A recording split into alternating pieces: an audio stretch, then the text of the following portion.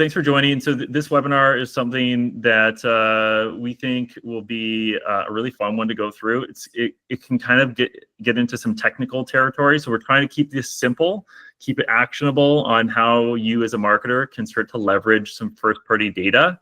And we titled it "Your Secret Weapon for Smarter Digital Ads" because with a lot of the privacy changes happening, we think that, and what we've seen is using first-party data intentionally with our ad strategies has really helped to increase performance. And so we've got a few little case studies to show at the end of the presentation today. So I am Warren. Very nice to meet you, the ones that I don't already know.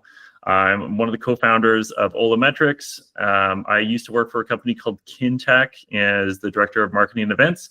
And a lot of the first-party data strategies that we advise our clients on, I used to do there. And because we ran 100 events a year, and we had all of these different platforms and email automations, and we used to use first-party data a lot at that company.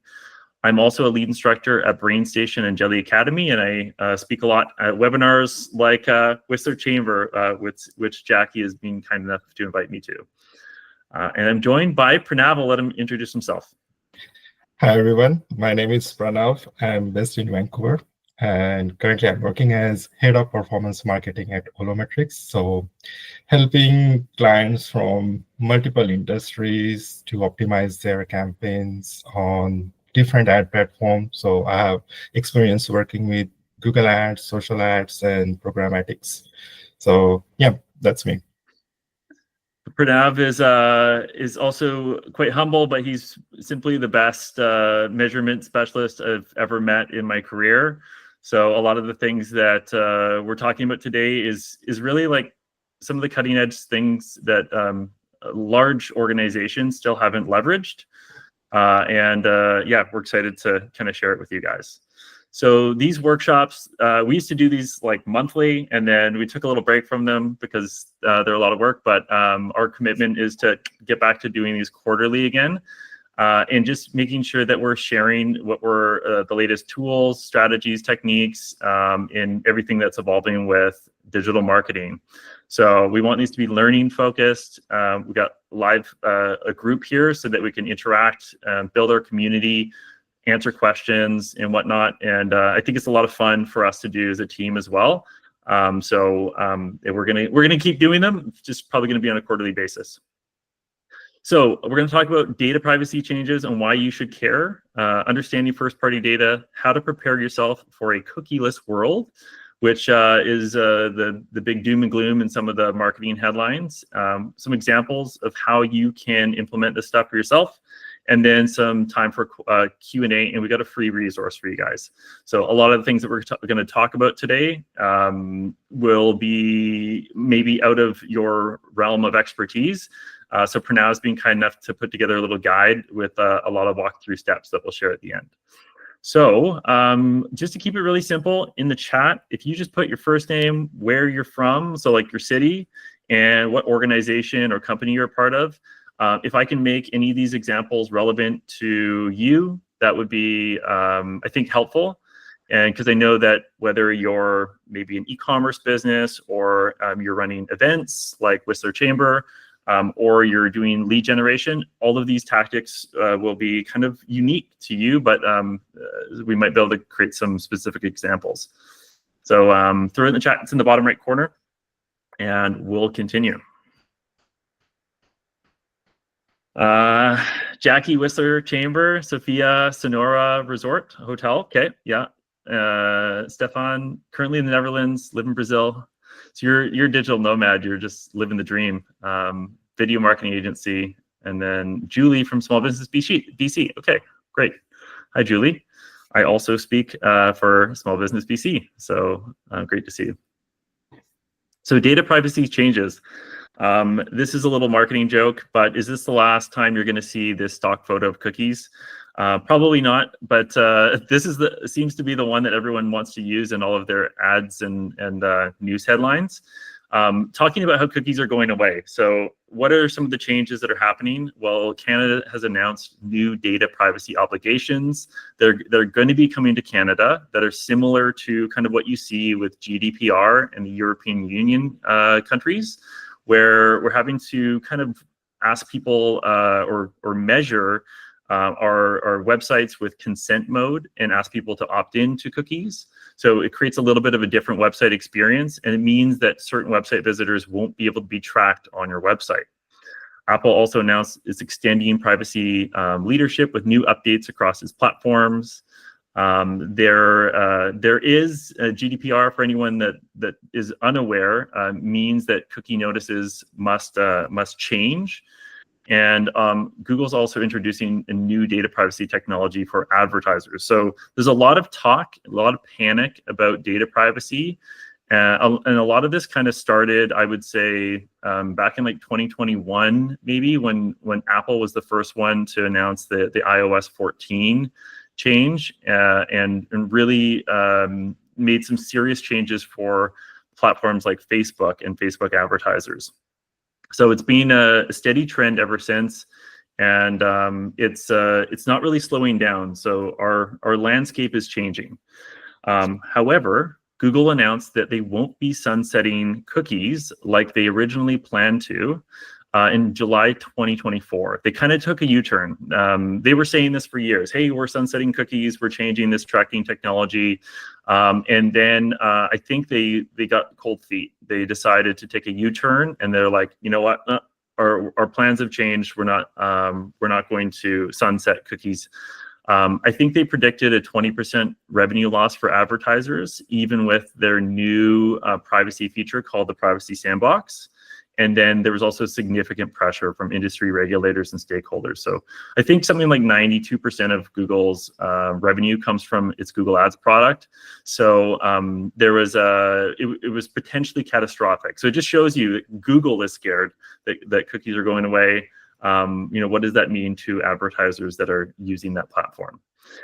However, they have announced that they will be introducing a new experience in Chrome.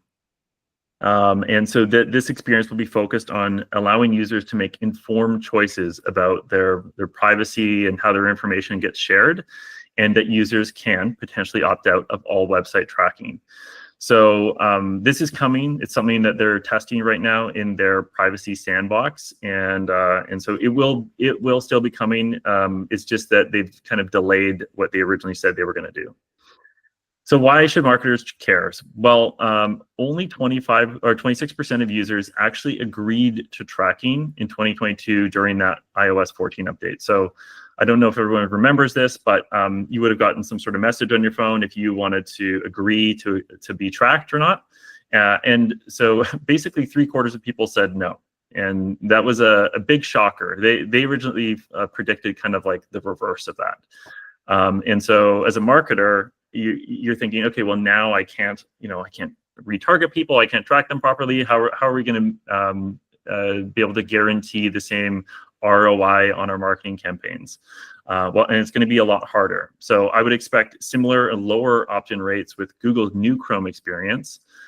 This is going to create challenges with conversion tracking accuracy on websites, and also it's going to impact your remarketing and ad targeting a lot.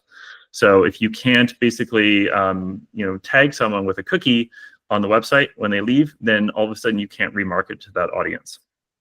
So what's going to be impacted the most? Up here, the display ads and retargeting, they heavily rely on third-party cookies.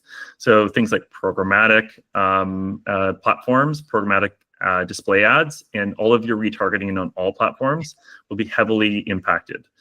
The medium impact is probably going to be around the measurement and attribution side of things. So that's also not good for marketers, because when you are showing some reports to your boss or directors or CEO, and you can't fully attribute some of the campaigns that you've done to conversions, then they start to doubt the effectiveness of those campaigns. So it's going to really maybe make the ROI look a little bit worse. So things that won't be affected as much is your social media kind of awareness, engagement campaigns, like things like putting up social videos, reels, that kind of stuff. A lot of that engagement is measured and happens right on the platform. So it's not as big of a deal. They don't need to be cookied off platform. And so all of that's going to be a lot less affected. And then any offline channels, obviously like email, in like events and all that kind of stuff, that won't be affected at all. So it's really in that measurement and like your display awareness advertising and retargeting where it's going to be the biggest effect. So the big implication though is retargeting, especially for e-commerce brands. I don't know if anyone has ever been to a site like Vessi before, and then they start seeing Vessi ads for like 3 months after. Well, that's like a major part of how their advertising systems work. And so once those are affected, then it can have a real significant impact. So that's the doom and gloom part that I've been that I was going to walk through. Now I'm going to pass over to Pranav, and he'll talk about understanding first-party data and its value. Thanks, Warren. So yeah, as Warren has told, there are a lot of changes happening, and we need to start utilizing more about like the first party. But before jumping into the actual strategies, let's just zoom out and see what exactly is the difference between first-party data and the third-party data. So first-party data is basically all the information that you collect from your customers from different of your properties. So maybe your website, your app, even your in-stores. So any interactions that is happening on your property with the customers, and the customer is giving this information to you through the consent mode. So this is direct relationship. It is not shared with any other your partners or any other third-party vendors. It is specifically between, private to your business. And obviously, because it is individual data, sometimes the volume would be lower. You might not see the higher number of customer lists in your data.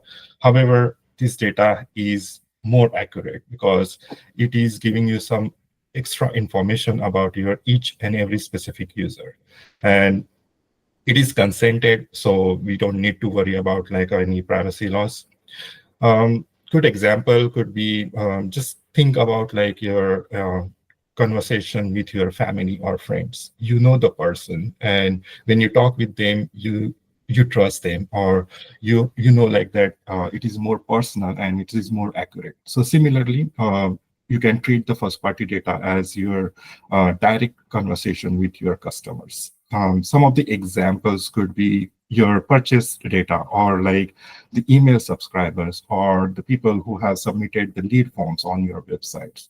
So they are providing this data. So we have like all the information that needed in order to make the right, provide them like the correct services. So opposite of the first party data, what's the difference with the third party data? So this is all the information like collected and stitched together and given as an aggregated data to you by multiple public and non-public services. So that includes some of the private ad publishers, or like even some government sources, or like the academic sources, and so on. This data can be purchased by the ad vendors. So with that, it is not like the private, it is public, and often it is shared with everyone. So compared to the first party data, the accuracy of this data is little bit lower side because the data is aggregated. It is coming from different channels. Sometimes we don't know whether it is coming from the consented websites or what is the reliability of it. But the only benefit of it is like it is a high volume, so you could always use it to maximize your budgets. Some examples could be like, just think it as like asking the direction to some stranger, right? Like you might get the correct direction, or like sometimes it might not be the correct. So similarly, this data, you just need to take with a pinch of salt. Some example could be your behavioral data that you see on the website. So what is the behavior data? It is on when Google is on ad platform, for example, when you are creating the ads, you are using certain kind of like affinity audiences or in-market audiences. So how the Google gives you that information is through the third-party data. Like it collects it behavior of the users from different sources and then gathers and try to create like as an educated guess for it. So this is the major difference between these two data parties, and how we can optimize more towards the first party data and why it is more important, why we should collect the first party data. So besides the any of the issues or like the privacy concerns that we are looking at, there are some major benefits of doing that. So the first one is the personalization. There is one interesting fact. In recently, Forbes did a survey in 2020, and they found that 80% of users are willing to willing to provide their data to the brands who provide certain kind of like a personal experience. Moreover, 91% of users have no issues to share their data if they are gonna get certain kind of like a personal recommended content or certain kind of like a recommended services. Good example could be when you look at like the Netflix or the Spotify.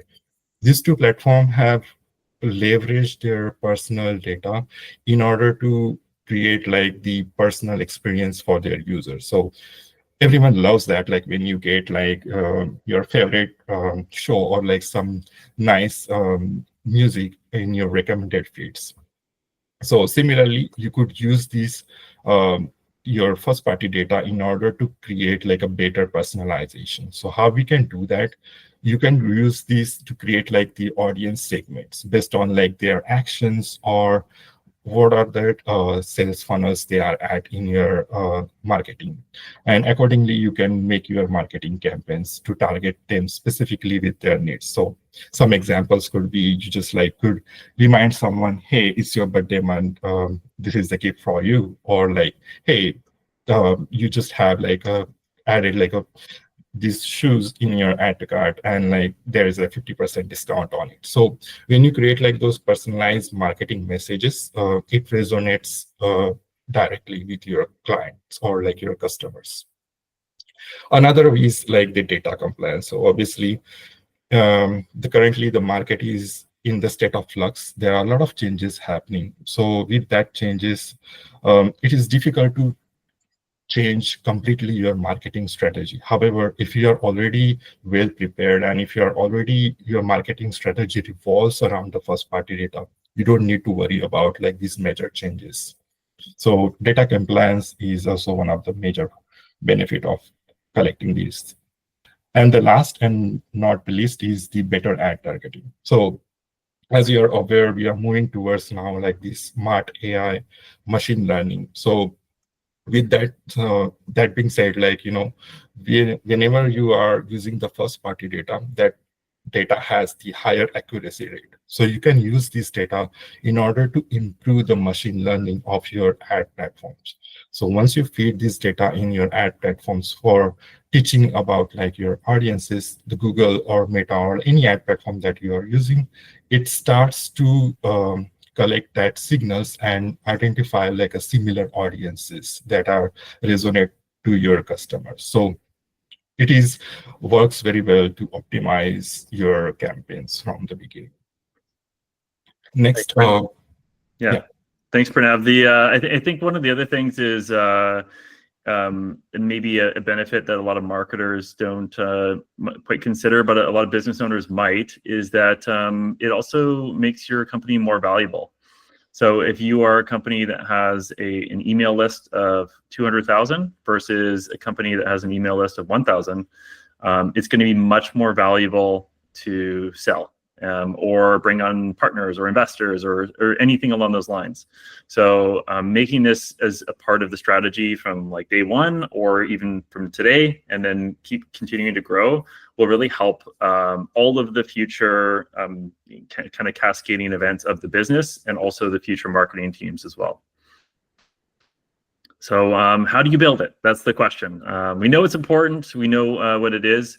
And so to do that, I want to talk about the customer journey and then some examples. So There's a lot of different variations of the customer journey, but this one is one that we use a lot with our clients.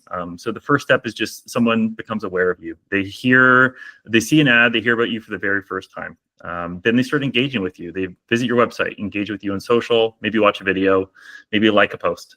Then they subscribe. So here's where you finally captured, in many cases, the first piece of first-party data. Maybe it's an email, first name, last name, email, something along those lines. Or in some cases, they're just subscribing to maybe like your page, but you haven't actually captured the first-party data yet. Finally, you get to convert maybe some sort of small initial purchase, demo, quote request, or some sort of event that they join. Then you delight with some initial transaction, and then you sell your core offer. You get the chance to cross-sell, upsell, and gain that loyalty. And then eventually they may become a promoter of your brand, maybe an affiliate program or a case study or testimonial. So what most people do is they just kind of collect customer data, and they go, yeah, here's our list of customers. And sometimes when I talk to brands, they might also have a list of subscribers, but it's kind of hodgepodge. There wasn't a lot of thought put together. And so what smart marketers do, I'm going to challenge, is that they focus on the entire customer journey and think of how can I be gathering first-party data right through earlier in the customer journey so that I can leverage that later in the customer journey. So we all know that email is the highest ROI channel for marketers. And so if you can capture that information early and get them on an email list and give them a reason to be there, then you can start to create more happy customers and more high value customers with those efforts. So where to collect it? Well, one area is your website or landing pages. So having any form of quizzes, forums, lead magnets, mini courses, any content that people can opt into where they can trade their first party information for that content is a great way to capture first party data. So if you're a hotel, for example, it might be that they're joining some VIP list or like a rewards program or something along those lines, or they are getting some sort of brochure for one of the hotels. So they're putting in inquiry, they're getting a brochure, they're getting some content and something that's going to help them during the research phase of signing up for or like the research phase of choosing a hotel. Email newsletter sign up is a really common one. I think that in a lot of cases, this kind of sits in a dead zone on the website and people very rarely go near it. So I would say that I would just challenge that if you're going to have a newsletter sign up on the website, and is to say, okay, is there anything else we could do to entice people to want to put their information in?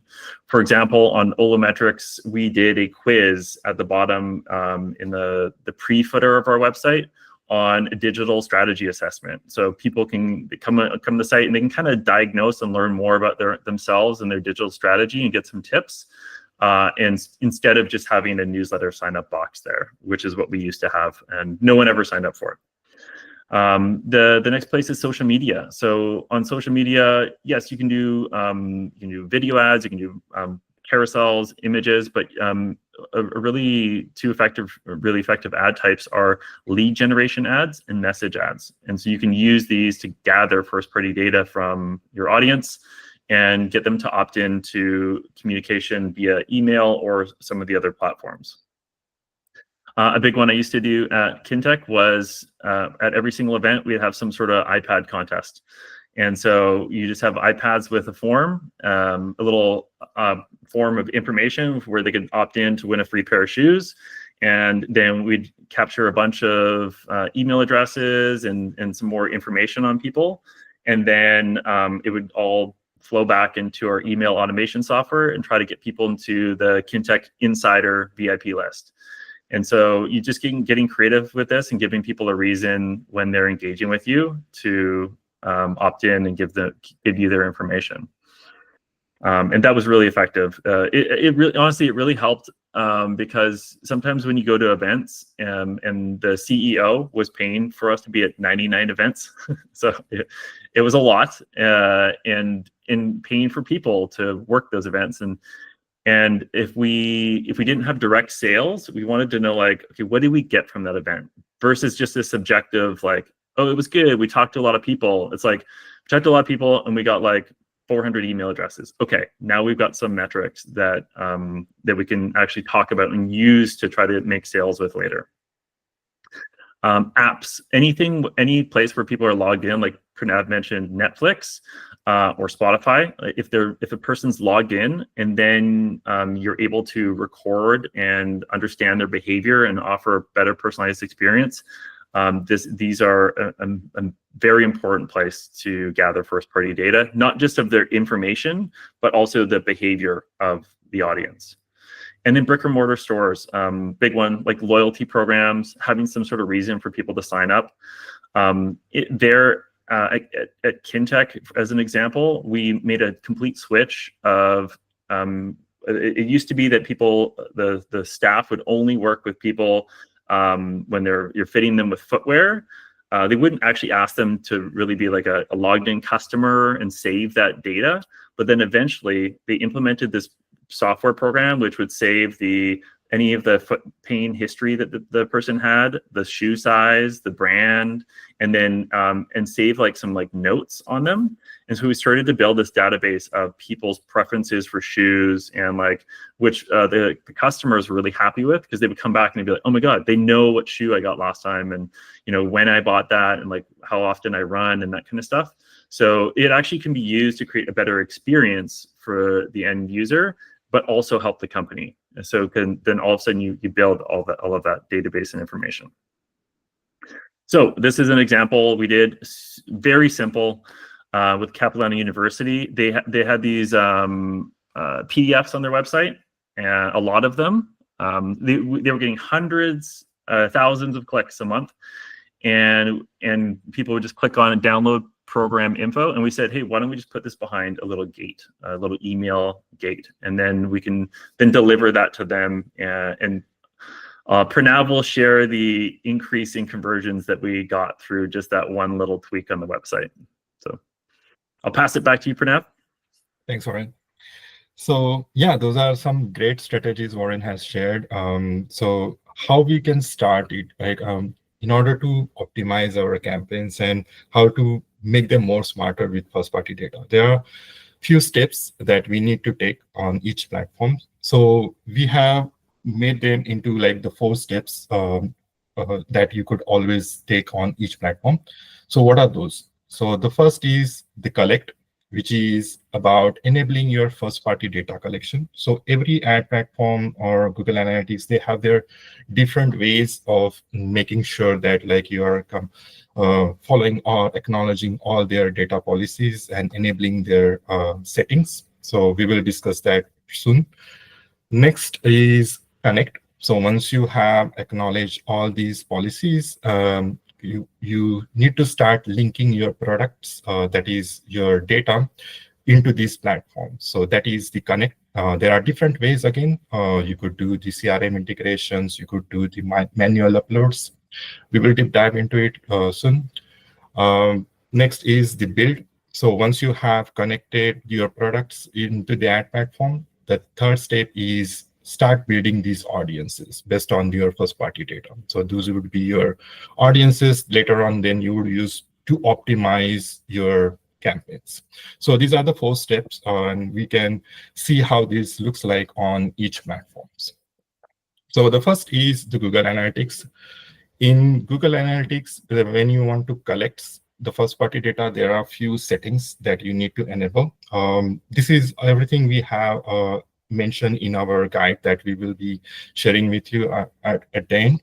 But just to show you here, like these are the settings, like you need to enable the Google signals, you need to acknowledge the user provided data collections, extend the data retention to 14 months. By default, it is the 2 months. So you would able to extend that consent for that using that data. And then once you've done that, you also need to set up the convergence and event trackings on your website to collect the information. The second step would be the connection. So Similarly, like as you would be getting the data from your website, you could also feed it with your offline data. So whether that could be your offline data of your customers list or your loyalty program subscribers, event attendees, etc. And again, there are like few steps that need to be taken. So if you in order to connect it, sometimes you might have to take the help of your analytics specialist or web developer. The third is like the building. So once you have connected your all the data, you can start building your retargeting audiences based on the people who converted the lead form submissions or people who completed the purchase in last 30 days and so on. And the last, again, using these audiences to optimize your campaigns as well as the user experience. So in the Google Analytics, basically right now, like you have a lot of customization opportunities. So you can build the different dashboards based on your user segment. So for example, you can create a separate dashboard for the users who have completed a purchase, users who are the signups, or like people who are non-purchasers. And each user's segment dashboard would then you could add their their demographic and like their behavior data. So you would be able to see like which is the city that your purchasers are coming from, or what are their main interests, or what is the pages that your purchasers or like lead form converters are often engaging with. So once you know those pages, or you can start optimizing them with some different tools. So for example, you could use for the CRO, you could install the Microsoft Clarity and start seeing the user behavior on that specific page. Once you identify that, you can go one step further and you can start doing the CRO process. So for that, you can use the VWO and you could use the unbounce and start creating some tests, as we did for one of the examples that Warren shared for the Capilano. So that's for GA4. And similarly, you could do it on the Google Ads as well. So again, the first step is collect. So here you need to collect, that is like to set up your enhanced conversion tracking. So to do that, again, if you might have to take help of your analytics specialist. So what the enhanced conversion tracking does is it passes all the first-party data that you would be collecting on your website to the Google in a hashed, encrypted data manner, so that it is not violating any data policies. Next, you need to connect your other products that you could connect with the Google Ads. So mainly your GA4, as well as you can connect the CRM so that you can pass on some add-on information about those leads, whether they are getting qualified or like whether they are converting as a sales. Next, you also can start building like the customer list. So for that, like you can import your existing customer list into the Google Ads. Similarly, you could import your GA4 and as well as any offline conversion data that you might have. And once you have imported all these audiences, you can start optimizing your campaigns using the value-based bidding strategy. So value-based bidding strategy would be about like optimizing your conversions, more about like high value conversions or like high value data. Similarly, you could boost your audience signal. So this is specifically for your PMAX campaign. So in PMAX campaign, you can start feeding those audiences with these extra details about these first-party data, like your customer list, your GA4 audiences, and then Google will start boosting those audiences for that specific users that you have given to. There is this new fun feature that I want to highlight, which is in Google Ads about the qualified leads and the converted lead. So before, we used to import just like offline conversions or like any of your GA4 data. But now, like when you see in the Google and try to import the conversions, you can go one step further and you can set certain conversions which you would call as a qualified conversion, and one you could call as a converted conversions. So what's the difference? So let's take an example. You have two keywords that are getting you the maximum number of lead form submissions. when you see that in the Salesforce, those lead forms out of that specific lead forms are going towards as more as in sales, but not the all. In the Salesforce, you would able to see that like, okay, out of those two keywords, one keyword is getting you more sales rather than the other. So in that case, once you import that Salesforce data as in qualified leads, as converted leads into the platform, then you would able to make those smart data-driven decisions that even though those two keywords are getting you the maximum number of leads, only one keyword is getting you the actual sales. And then you can start optimizing more your campaign budget to create like the your campaigns based on that, bidding more for that specific keyword. So that's helps you to take the most of your Google AI, as well as you would able to see some more extra data, such as like here we can see that the funnel report, it will show you the cost per click, cost per lead, but as well as it will show you the cost per qualified lead as well as cost per converted leads, which was not available until you set this up. So once you've done that, you can start adding like more data. Yeah. Yeah, I think in the one piece there is that like previously you'd be able to see this in your CRM, but this is passing the information back into Google so it can optimize in real time. So because otherwise you might only look at this data like once a month, once a quarter, and you'd say, oh, it seems like maybe these campaigns or these keywords are working better.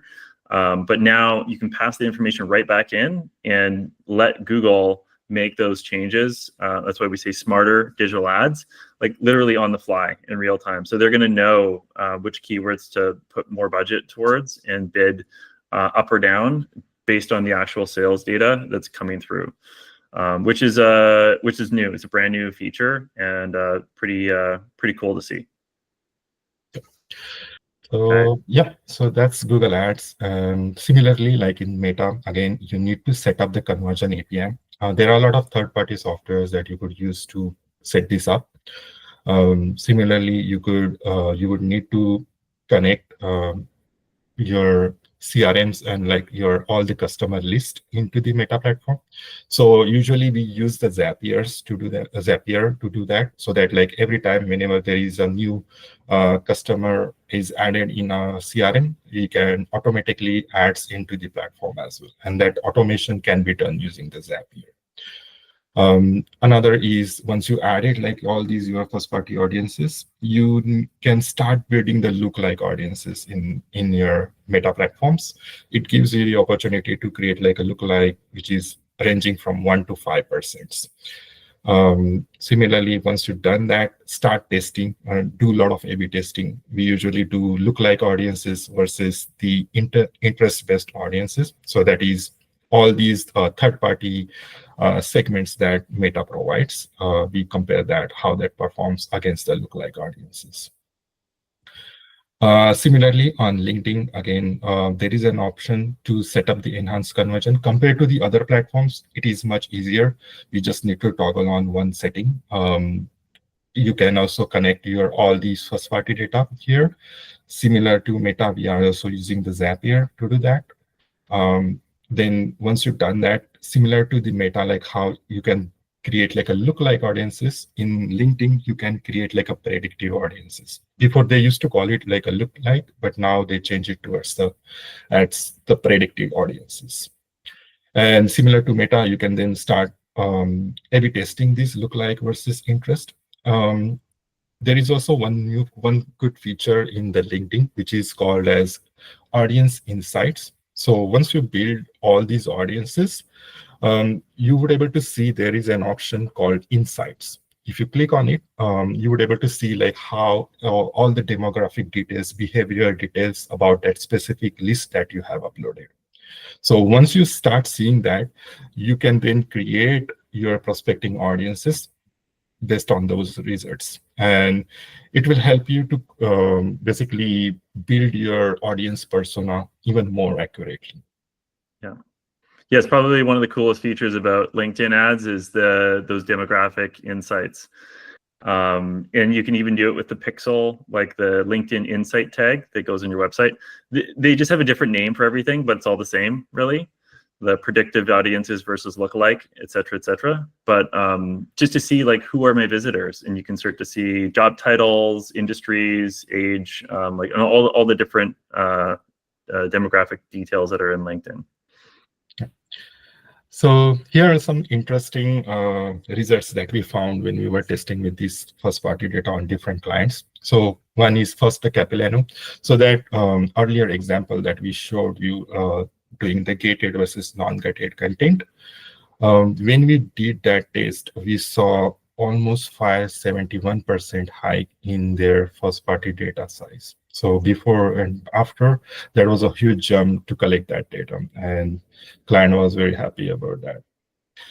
Second, on VBCE, we were testing on their meta ad campaigns, lookalike audiences versus the prospective audiences. So here we created a lookalike audiences based on their existing customer list, and then we tested it with the affinity audiences, people who are basically looking for the forex exchange. So here we saw almost 59% lower cost per lead on a lookalike audiences, which were built on the first party compared to that prospecting audiences. And the honest roofing. This was very interesting case study. So here on the Google Ads, the client have had an initial pain point that like they were getting a lot of leads. However, those leads were not all the qualified leads. Most of them were sometimes like they were also a lot of job seekers or people who were just like looking for random inquiries. And on Google platform, even it was showing as like we were getting a lot of leads, but that cost per lead was lower, but not that all the leads were useful. So here we, on the PMAX campaign, we started feeding that audience signal more with these like the first party data related information. So we collected from them like all these users who were qualified sales, people who were looking for the code, or like people with the high conversion values.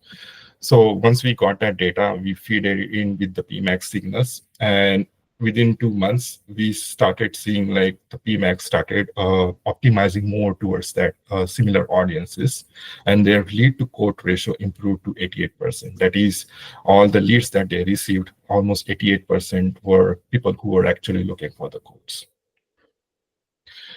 So yeah, so next I would pass it to Warren just to cross. Thanks, Pranav. So as you guys can see, what Pranav went through, that collect, connect, build, optimize, is something that is the same on every platform. This also applies to TikTok, Reddit, programmatic, whatever marketing channel you're doing, email as well. It's just that they're all called something slightly different. So every platform has a slightly different mechanism on how this is how these are played out.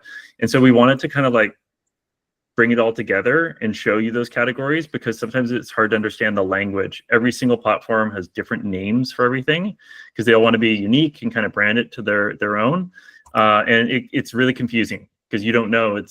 I wish it was just called enhanced conversions on every single platform, but it's not.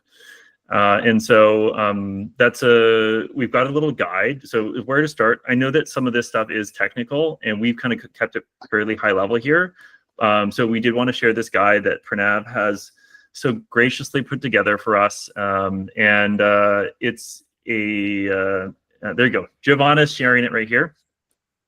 So that you guys can go through, and there's some step-by-step kind of walkthroughs on how to set or at least check a lot of these things. So for example, enabling Google Signals, where to go to check that inside GA4. So your admin section, data collection, and just make sure it's turned on. So that's for every single one of the platforms. Pranav has put through some steps, or at least some resources and direction on what to do for those pieces. So I feel like, I think this one is a protected doc. You just have to go file, make a copy, and definitely save that one for your internal team. And I hope that's helpful for you. So this would be a very boring webinar if we walk through every single one of those steps, but we wanted to share that after. All right. Yes, you're welcome. So the last thing is we'll kind of wrap it up here. We do have a workshop survey form. So maybe I'll share that with everyone here. As I mentioned, we want to do these on a quarterly basis. And we'll also follow up with a link in an email. But we also want to hear from you guys, kind of what you're interested in, what are your pain points, what are you struggling with. It helps Pranav and I put together some talking about, there you go. Yeah, we're trying to practice what we preach. But we want to like help to kind of gather some insights on what people care about and then create content about that. So yeah, without further ado, I'll end it there, and we can take any questions that you guys have, and yeah, we'll go from there. Does anyone have any questions?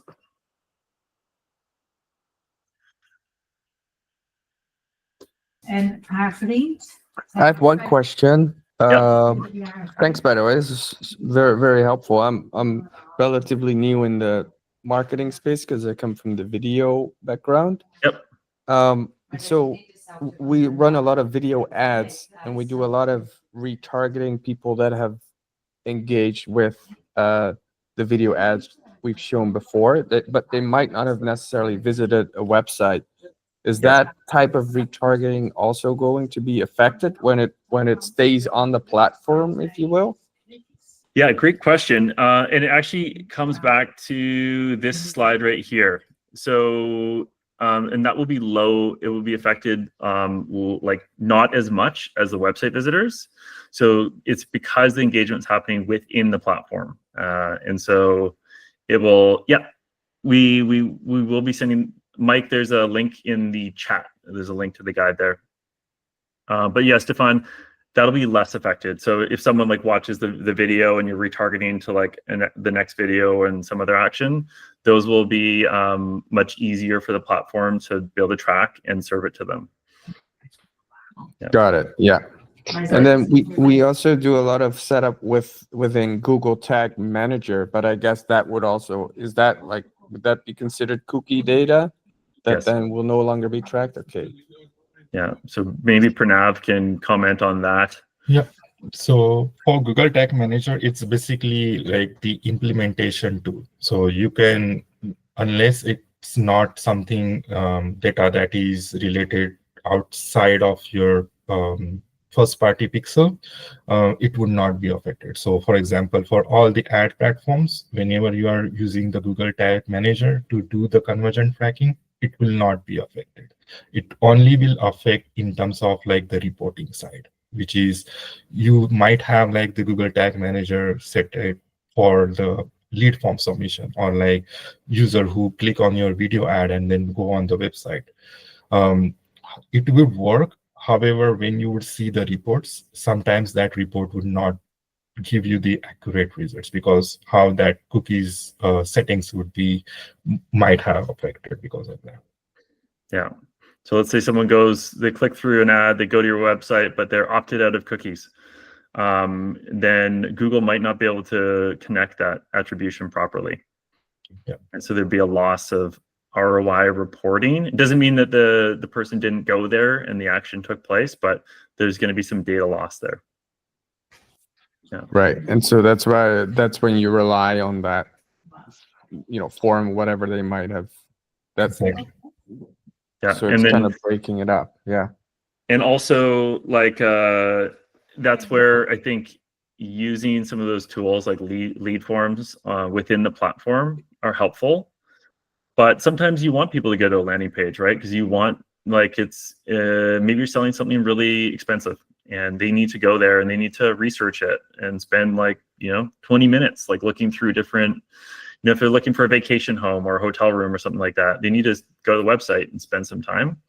And so that's where you might have to get creative and try to collect some information within the platform at the right moment, and then some other information on the website. And then make sure that you're also setting up like the conversion API and the enhanced conversion tracking as well.